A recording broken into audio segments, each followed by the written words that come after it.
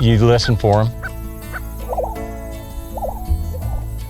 That's the easiest way to find them. And then every once in a while you look up and you'll see a bird just jumping in the air.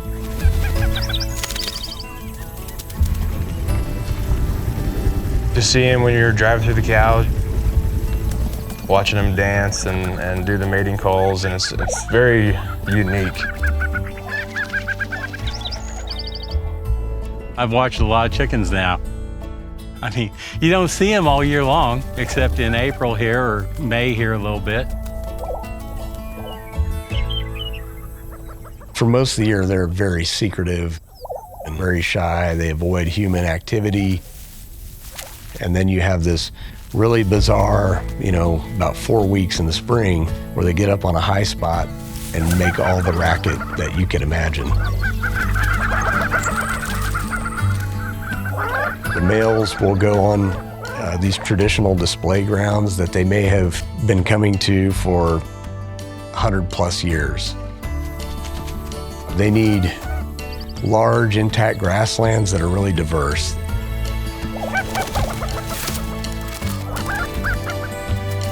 When you're seeing the prairie chickens, it means that you have a healthy ecosystem.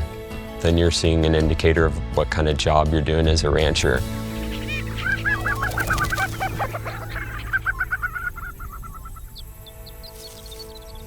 This area is a stronghold for that species, but range-wide, lesser prairie chickens have lost probably 90% of their population over time. In Kansas, land is about 98% privately owned.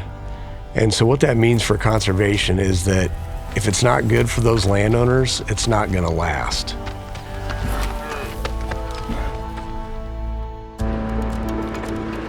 When we bought our ranch, I had a farmer call me and say, hey, you got 8,000 acres here.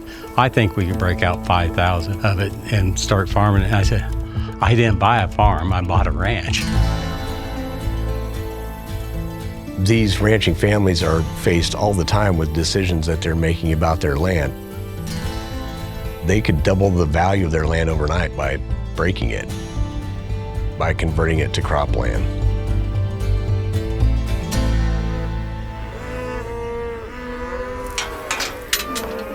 You just do the best you can and you try to get the cattle to be as healthy as you can. When we were maxing out the grass, we had a lot more sicknesses.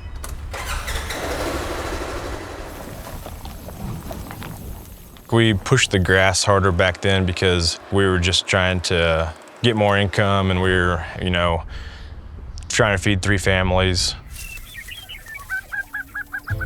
We actually were going to break it out and farm it, but Matt was working on these programs. They help you to run less cows and still have an environment for the prairie chickens. We feel pretty blessed right now where we're at because we're fortunate we got a permanent easement set up. That financial incentive from the easement, it certainly helps keep this ranch in our family. I'm glad we've switched to doing some different things. I think it's a win-win situation.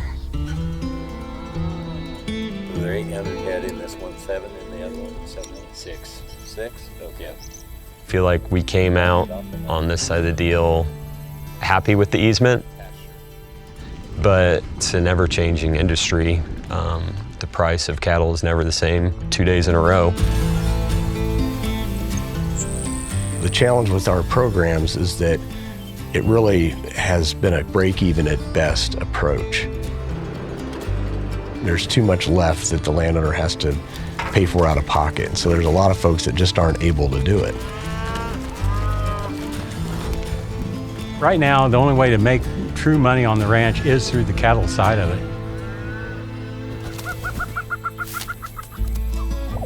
If you have healthy grasslands with a diverse plant community, you're also providing clean water and air and storing carbon and healthy soils.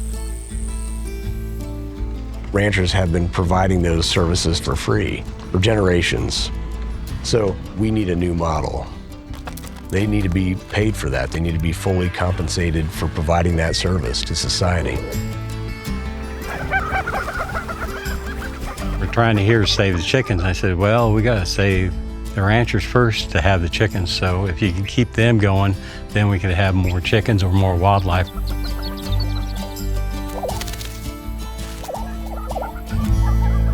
Grasslands are the most imperiled biome on the planet, and that's no exception in the U.S.